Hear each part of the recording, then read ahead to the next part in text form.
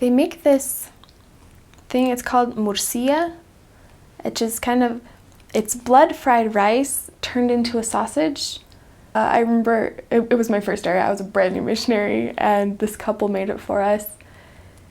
And the wife was just like, you need to try this. This is very Spanish. And I ate like 2 bites of it, and the husband saw my face and he was like, you don't have to keep eating it. She just wanted you to try it. Which was so relieving because there's like still this whole thing on my plate, and I was just like, I don't know if I can mentally get through eating that whole thing.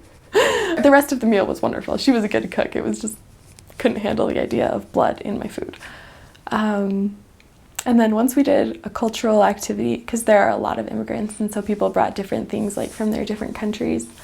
And I don't remember which country it was, but it was this like stew thing with hunks of meat in it. But the meat was like the really fatty outside part of whatever animal they had cut up, and it did not look like all the way cleaned. Like you could like see hair sticking out of it. I couldn't eat that either. I couldn't. But yeah, that was really weird. I couldn't do it. Missions are hard. They just are. And they stretch people in different ways. I had so many companions, and like even though we were in the same areas, like their experiences were so different than mine. But the hardest thing for me was getting sick on the mission. I got sick 2 different times. And the worst was I got bronchitis for like a month and a half, but I got it in like July. So it was the stupidest thing. Like people expect you to be kind of like sniffly and sick in the winter, but when you're like hacking your guts out and it's July, everyone's just looking at you like, what is wrong with you? But yeah, that was really hard just because like mission life, it keeps you on a schedule and it keeps you moving all the time. And it's really cliche, but you know that YouTube video where she's like, bronchitis, ain't nobody got time for that. Like, that's how I felt. I'm like, I'm a missionary. I don't have time to be sick. But yeah, that was really hard, just like being sick. Yeah. And learning how to get along with people.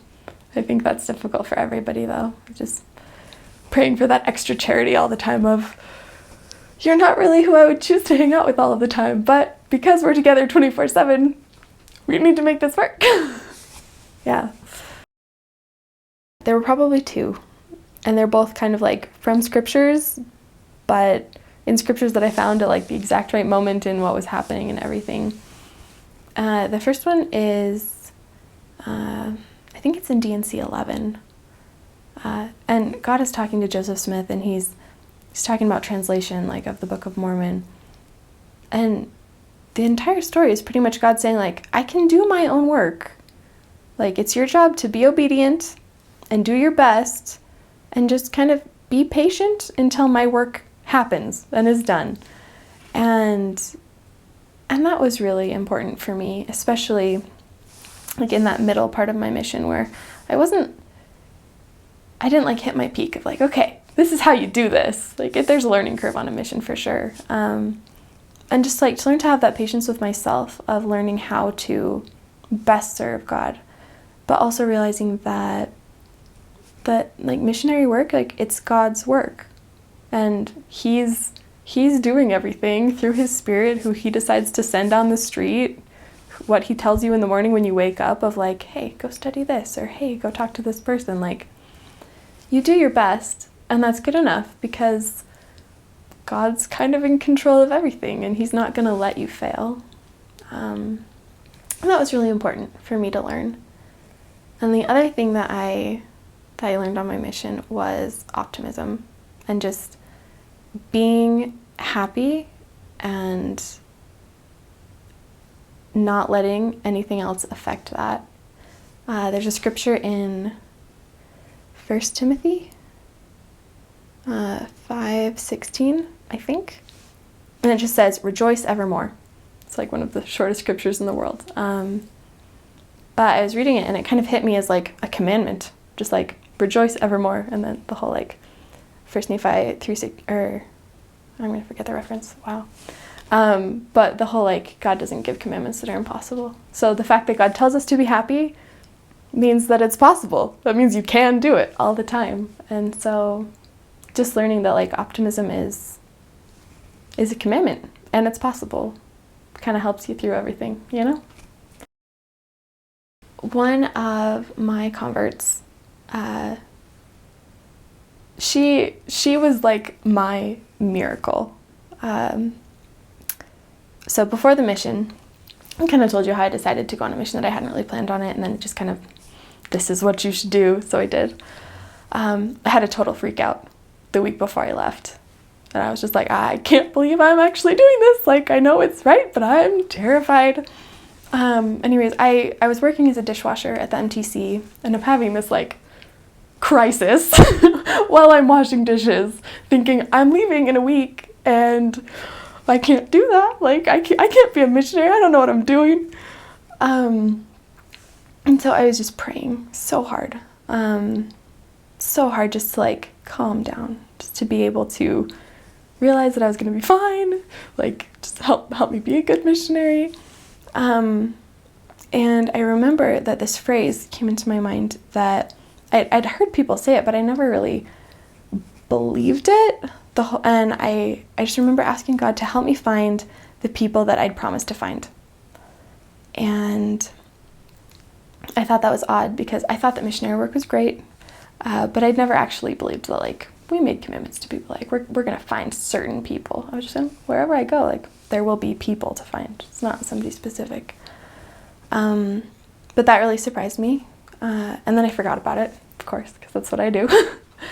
But in Barcelona, we were walking. We came out of the metro, and there's this plaza, and we were waiting for the light to change to cross the street in the middle of the plaza, like, it continued on both sides.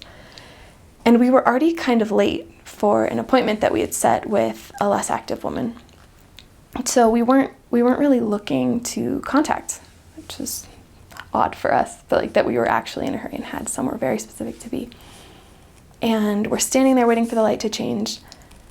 And I looked across the street, and on a bench, not, like, right in front of us, but, like, on a bench kind of behind a tree, there's this woman sitting on a bench eating a popsicle. And I had the most specific, strong feeling of, like, you need to go talk to her. And it's going to sound silly, because, I mean, I've been out a year, but when I felt the Spirit, it was usually like, you can do this, go talk to people. But it was really general, like, you need to talk to everybody. Everybody is a child of God. But in this moment, like, it was the most specific I'd ever felt it, of, like, you need to talk to that woman, the one eating a popsicle on that bench right now. And so I was, of course, terrified, because when you get something that specific, you're like, I'm going to mess this up. And I was really tempted to just, like, kind of ignore it. It's like, we're in a hurry, whatever. So I turned to my companion, and I was just like, we need to go talk to that girl on the bench eating a popsicle. And she looks at me, and she's like, Hermana, we're in a hurry. I was like, yeah, but we need to, and I'm telling you so that you make me do it.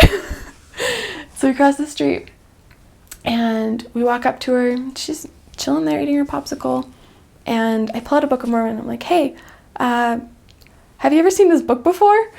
She says, no. And I'm like, well, this is the Book of Mormon, and it's another testament of Jesus Christ. Like, do you have some time that we could tell you about it?